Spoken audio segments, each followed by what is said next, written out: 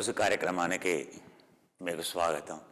నెమ్మదిగా కుడి పాదాన్ని ఎడమ పాదానికి లంబంగా ఉంచి శ్వాసను పీల్చుకుంటూ పైకి వదిలేస్తూ వెనక్కి, శ్వాసను పీల్చుకుంటూ నెమ్మదిగా వదిలేస్తూ, పీల్చుకుంటూ వదిలేస్తూ, పీల్చుకుంటూ వదిలేస్తూ.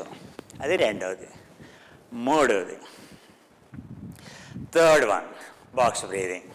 ఇదంతా గుండె సామర్థ్యాన్ని పెంచుతుందని, ఎండ్యూరెన్స్ని పెంచుతుందని, సో గుండె యొక్క రక్తం పంపు చేసేటువంటి కెపాసిటీ పెరుగుతుందని, గుండె వేగం పెరగకూడదని, గుండె యొక్క పంపు చేసే కెపాసిటీ పెరగాలని నేర్చుకున్నాం. ఆ కెపాసిటీ పెంచడానే ఎండ్యూరెన్స్ అని అంటాం. సో ఆక్సిజన్ సాచురేషన్ అంటే మీ రక్తంలో ఎంత ప్రాణవాయువు నింపుతున్నారనే దాన్ని బట్టే మీరు ఎంత ఆరోగ్యంగా ఉన్నారో తెలుస్తుంది. అది ఒక కొలమానం. ఈ ప్రాణాయామం వల్ల, ఈ సృష్టి క్రమం వల్ల మీ యొక్క రక్తంలో మీరు ఆక్సిజన్ని 80 to 90% మీరు నింపగలరు. సో 80 to 90% సాచురేషన్ అనేది ఎప్పుడు మీరు 85 to 90% మీ యొక్క హార్ట్ రేట్ కెపాసిటీలో వర్క్ చేస్తున్నప్పుడు ఆ విధంగా తీసుకెళ్ళడానికి ఇది ప్రిపరేషన్. ఇప్పుడు నెక్స్ట్ థర్డ్ వన్, ఇలా చేతుల నుంచి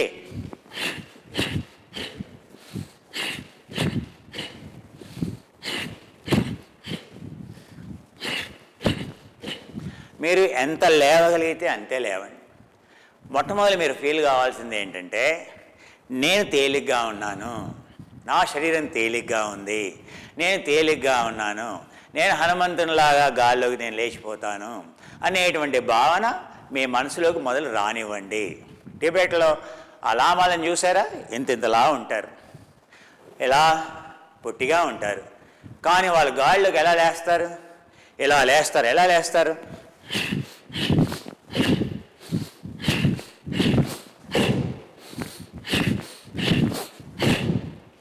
అలా గాల్లోకి లేస్తారు. ఎందుకని? సో వాళ్ళు ఎంత లావుగా ఉన్నారనేది అక్కడ ఆ విషయం కాదు.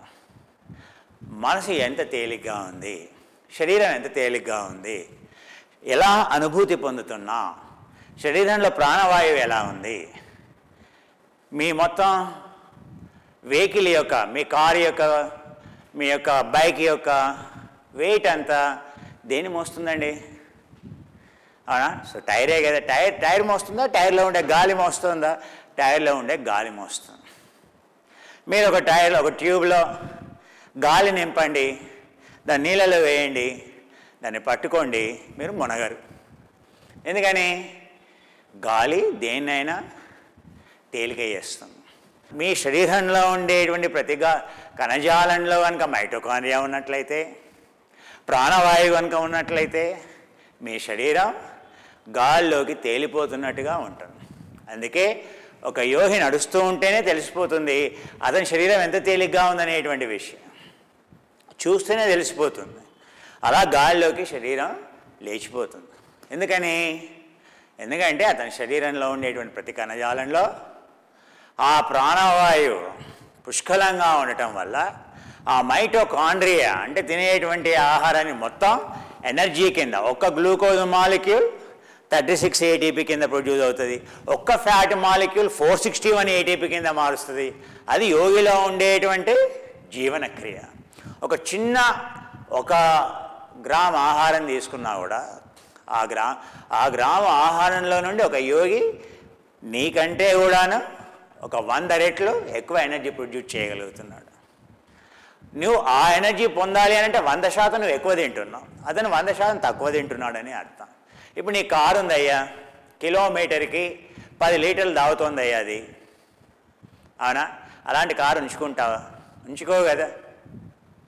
సో అదే నీ కారు, సో పెద్ద కారు SUV అనుకోండి, సో స్పోర్ట్ కార్ అనుకోండి, అదే కారు 1 లీటర్కి 10 కిలోమీటర్లు ఇస్తుంది. నీకేం కావాలి? ఏ కారు కావాలి? ఒక లీటర్కి 10 కిలోమీటర్లు నడిచే కారు కావాలా? లేకపోతే నీకు 10 లీటర్లకి 1 కిలోమీటర్ నడిచే కారు కావాలా?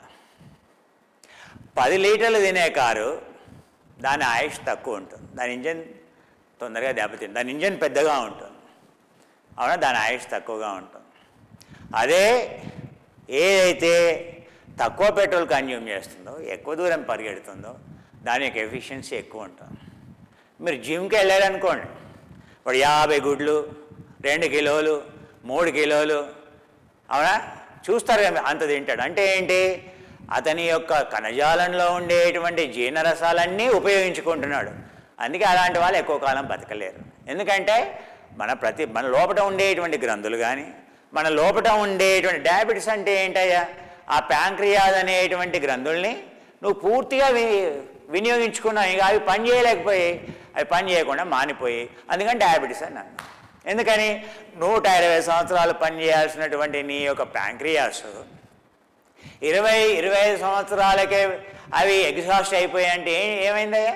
ప్రతిరోజు మామూలుగా డైలీ ఏదో ఒక 50 గ్రాములు 100 గ్రాములు కార్బోహైడ్రేట్ పిండి పదార్థాలు తినాలి.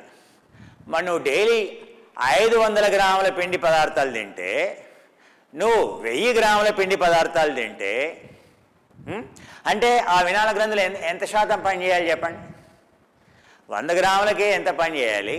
నువ్వు 1000 గ్రాములకి 10 టైమ్స్ అవి ఎక్కువ ప్రొడ్యూస్ చేయాలి. మరి 10 టైమ్స్ ప్రతిరోజు ఎక్కువ పని చేయాలని అంటే, సో నీ లైఫ్ స్పాన్ ఎన్ని టైమ్స్ తగ్గిందా? 10 టైమ్స్ తగ్గినట్టే కదా. సో అందుకే జీవన సమస్యలు. అందుకే ఆహారం తక్కువ తినేటువంటి వాడిని యోగి అని అంటాం, వాడు ఎక్కువ కాలం బతుకుతాడు.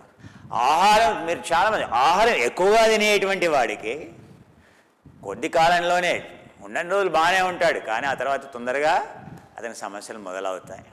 సో యోగా అంతా కూడా ఎనర్జీ కన్జర్వేషన్ మెకానిజం. తక్కువగా తిని ఆ తిన్నదాన్ని ఎలా వినియోగించుకోవాలనేటువంటి మెకానిజం. సో ఆ మెకానిజంకి ఇప్పుడు మనం చేసేటువంటి ఆక్సిజన్ సాచురేషన్ ఏదైతే ఉందో, ఆక్సిజన్ కన్జంప్షన్ని పెంచేది. ఆక్సిజన్ కన్జంప్షన్ పెరిగిన ప్రాణవాయువు కణజాలంలోకి వెళ్ళి అక్కడ ఉండే కణజాలంలో మైటోకాండ్రియాని పెంచుతూ ఆ కణజాలం యొక్క పరిమాణాన్ని పెంచేటువంటి దాన్ని మనం ఏమంటాం? ప్రోటీన్ సింథసిస్ అని అంటాం. ఆక్సిజన్ కన్జంప్షన్ని పెంచడం అని అంటాం. ఆక్సిజన్ డెలివరీ అని అంటే ఏంటయ్యా? ప్రాణవాయువు డెలివరీ ఏం చేయాలి? గుండె యొక్క సామర్థ్యం తక్కువ కొట్టుకోవాలి, ఎక్కువ రక్తాన్ని అది పంపు చేయాలి. అప్పుడు ఆ పంపు సమర్థవంతంగా ఉన్నట్లు లెక్క. అందుకే ఇవి చేస్తున్నాం. ఇప్పుడు మనం 3 చేస్తాం, 4 చేద్దాం. చూడండి 4వది ఎలా చేయాలో చూడండి. ఇది చాలా ముఖ్యమైనటువంటిది. దీంట్లో ఇంకా ట్యాపింగ్ ఎక్కువగా ఉంటుంది. చూడండి,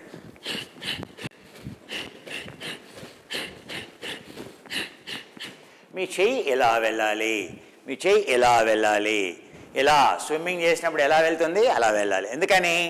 మీ యొక్క లంగ్స్, పోస్టీరియర్ లంగ్స్ని కంట్రోల్ చేసేటువంటి ఏ మజిల్స్ అయితే ఉంటాయో, కండరాలు అయితే ఉంటాయో, ఆ కండరాలని మీరు ఎక్సర్సైజ్ చేసినప్పుడు ఆ ప్రాణవాయువు అనేది ఊపిరితిత్తుల యొక్క వెనక భాగంలోకి వెళ్తుంది. సో ఊపిరితిత్తుల్లో సెగ్మెంట్స్ అని అంటాం. ఆ సెగ్మెంట్స్కి, ఆ బ్యాక్ లోబ్స్ మీడియల్ సెగ్మెంట్స్కి వెళ్ళాలి అని అంటే, పోస్టీరియర్ సెగ్మెంట్స్కి ప్రాణవాయువు వెళ్ళాలి అని అంటే, అందుకే టిబెట్లో వాళ్ళు ఈ విధంగా చేస్తారు.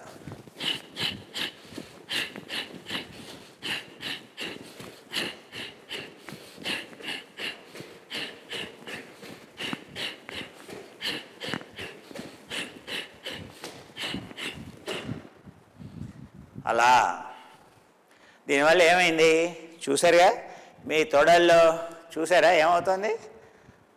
చాలా అద్భుతంగా మీ తొడలో ఉండేటువంటి కండరాలు కంట్రాక్ట్ అవుతాయి. Anabolic, very powerful anabolic. So మీ యొక్క ఫెమరల్ బోన్, ఆ ఫెమరల్ హెడ్, అవన్నీ కూడా బోన్ డెన్సిటీ తొందరగా పెరగాలి అని అంటే, ఆ మోకాళ్ళ నొప్పులు తొందరగా పోవాలి అని అంటే ఈ విధంగా చేయాలి. అవును, మరి మోకాళ్ళ నొప్పులని అన్నా, మరి మోకాళ్ళ నొప్పులు ఉంటే డాక్టర్లు ఏం రాస్తారయ్యా? అరే గ్లూకోజామైన్ సల్ఫేటో లేకపోతే ఏ కాండ్రాయిటినో ఇవన్నీ తీసుకోమని చెప్తారు. అవి తీసుకోగానే పోనీ మోకాళ్ళ నొప్పులు పోయాయా? పోలేదు. సో కీళ్ళకి, ఆ ఎముకకి, ఆ బోన్కి ఫార్మేషన్ కావాల్సినటువంటి అమైనో యాసిడ్స్ చాలా ముఖ్యం. గ్లైసిన్, ప్రోలైన్, లైసిన్, సిస్టైన్, ఇవి కనుక ఉన్నట్లయితే, ముఖ్యంగా బోన్స్కి కావాల్సినటువంటివి, ఈ కార్టిలేజ్ కావాల్సినటువంటివి కోలజన్ పెప్టైడ్స్ అని అంటాం. ఆ కోలజన్ హైడ్రోలిజేట్స్ కనుక ఉన్నట్లయితే, కోలజన్ పెప్టైడ్స్ అని అంటాం. 5 రకాల కోలజన్ పెప్టైడ్స్ ఉంటాయి. ఆ కోలజన్ పెప్టైడ్స్ తినే ఆహారంలో ఉంటే మీకు జాయింట్ ప్రాబ్లమ్స్ రావు. ఇప్పుడు జపనీయులు, కొరియన్లు, చైనాలో వాళ్ళ మోకాళ్ళ నొప్పులు చాలా తక్కువ. ఎందుకని? వాళ్ళు తినేటువంటి ఆహారంలో కోలజన్స్ చాలా ఎక్కువగా ఉంటాయి. కోలజన్ ఏంటి? అది కూడా ఒక రకమైనటువంటి మాంసకృతులే. అవి దేంతో తయారు కాబడ్డాయి? చెప్పాను కదండి, గ్లైసిన్, ప్రోలైన్, ఆ తర్వాత లైసిన్, సిస్టైన్, ఈ అమైనో యాసిడ్స్ కనుక ఉన్నట్లయితే, ఆర్జినైన్ అనేటువంటి కనుక అమైనో యాసిడ్ కనుక ఉన్నట్లయితే మీ బోన్ డెన్సిటీ ఆటోమేటిక్గా పెరుగుతుంది. ఎముక కూడా ఒక కణజాలమేనండి. ఈ కణజాలం ఎలాగో ఎముకలో కూడా రక్త ప్రసరణ ఉంటుంది. ఎముకలో కూడా ఒక కణజాలం. ఆ రక్త ప్రసరణ అందాలి, దానికి కావాల్సిన న్యూట్రిషన్ అందాలి. అందితే ఆటోమేటిక్గా మీ బోన్ డెన్సిటీ పెరుగుతుంది. ఈ కీళ్ళ నొప్పులు ఉండవు. ప్రతిదీ కూడా బిల్డింగ్ బ్లాక్స్ అని అంటాం. అంటే మన శరీరం దేంతో తయారైంది? మన శరీరంలో ఈ చర్మమే కావచ్చు, హెయిరే కావచ్చు, ఆ తర్వాత బోనే కావచ్చు, ప్రతిదీ కూడా కణజాలంతో నిర్మితమైంది. ఆ కణజాలానికి కావాల్సినటువంటి కణజాలం దేంతో తయారైంది? మాంసకృతులతో తయారైంది. ఏ మాంసకృతులు? వాటిని అమైనో యాసిడ్స్ అని అంటాం. సో దేనికి ఏ అమైనో యాసిడ్ కావాలో అమైనో యాసిడ్స్ కనుక ఉన్నట్లయితే నీకు ఈ సమస్యలన్నీ రావు. అవి తీసుకుంటూ మీరు ఈ విధంగా చేస్తే, నేను చూశాను కదా నా స్టూడెంట్స్కి ఎంతోమందికి నెల రోజుల్లో వాళ్ళ మోకాల నొప్పులు మటుమాయం. ఎందుకని? మొట్టమొదలు ఆహారాన్ని, పోషక పదార్థాలను కరెక్ట్ చేసుకొని ఈ విధంగా కనుక మనం జెంటిల్గా చాలా మృదువుగా కనుక బాక్స్ బ్రీదింగ్ చేసినట్లయితే మన నొప్పులు మటుమాయం. అందుకే అర్థం చేసుకోవాలి. అవగాహనతో కూడినటువంటిది యోగా. ఆహారము, సో విహారము, సో ఎలా సమన్వయం అనేది చాలా అవసరం. సో ఇప్పుడు నెక్స్ట్, ఇందాక ఏం చేసాం మనం? ఇలా చేసాం. ఇప్పుడు ఏం చేద్దాం? చేయిని ఇలా తీసుకెళ్ళాలి. అవునా? చేయిని ఇలా తీసుకెళ్తే వేరు, చేయిని ఇలా లాగితే పనిచేసేటువంటి కండరాలు వేరు. సో ఇప్పుడు మనం ఏం చేద్దాం? సో చేయిని ఇలా తీసుకురావాలి. దీనివల్ల మీ యొక్క స్కేపులా ఏదైతే ఉంటుందో, ఆ కండరం ఏదైతే ఉంటుందో అది ఫ్రీ అయిపోతుంది. తద్వారా మీ యొక్క షోల్డర్ లైన్లో ఉండేటువంటి కండరాలు, ట్రేపీజియస్ ఏదైతే ఉంటుందో అది ఫ్రీ అవుతుంది. ఇప్పుడు ఆ విధంగా చేద్దాం.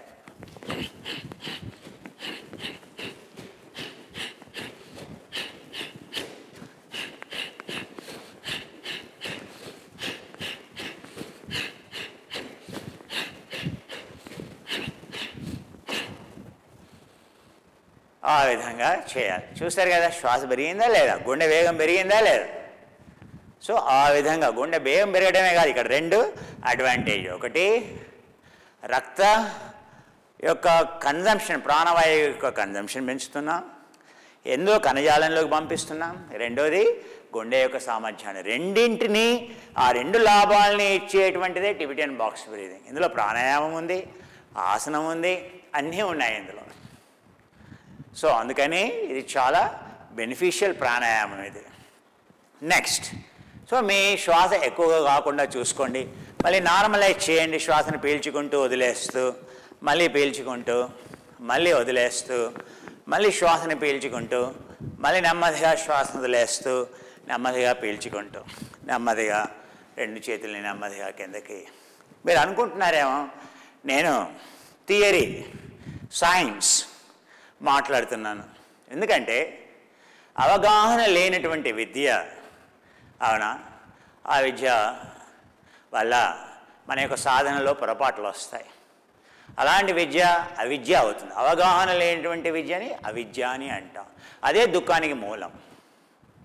అందుకే ఎందుకు చేస్తున్నా, ఏం చేస్తున్నా శాస్త్రీయంగా నేర్చుకున్నప్పుడు మాత్రమే ఆ విద్య యొక్క ప్రయోజనం ఏమిటో మనకి తెలుస్తాం.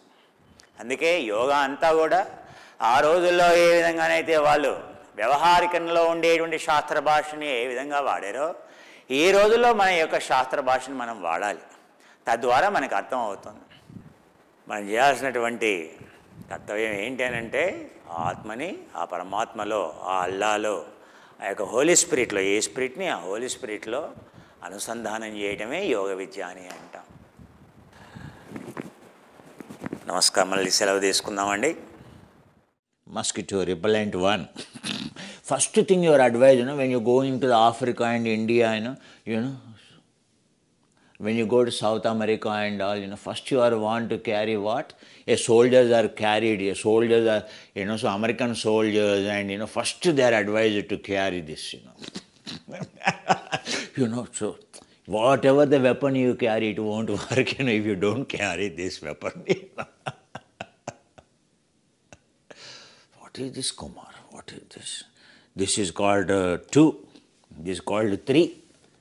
On our website, combination looks green. Huh? Of course, it's green. Mosquito repellent. What mosquito repellent they work or not, this mosquito repellent works. Understand?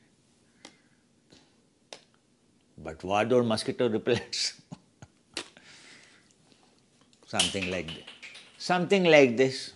A safely allowed chemical.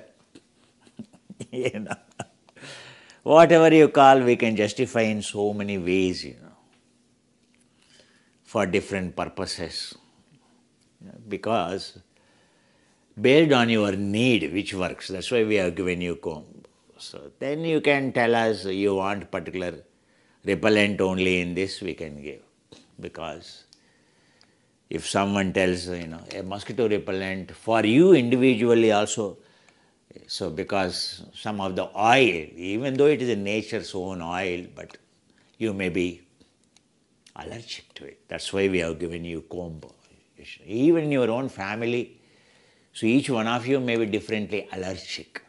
That's why we cannot make such repellents only one. So that's why we work with the truth. So these are the safe weapons wherever you want to go into, like a South America or Africa or India tour.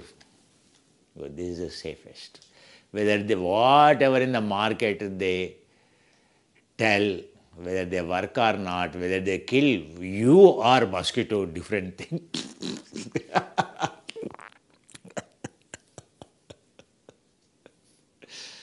I think number of mosquitoes versus number of cells, it can harm.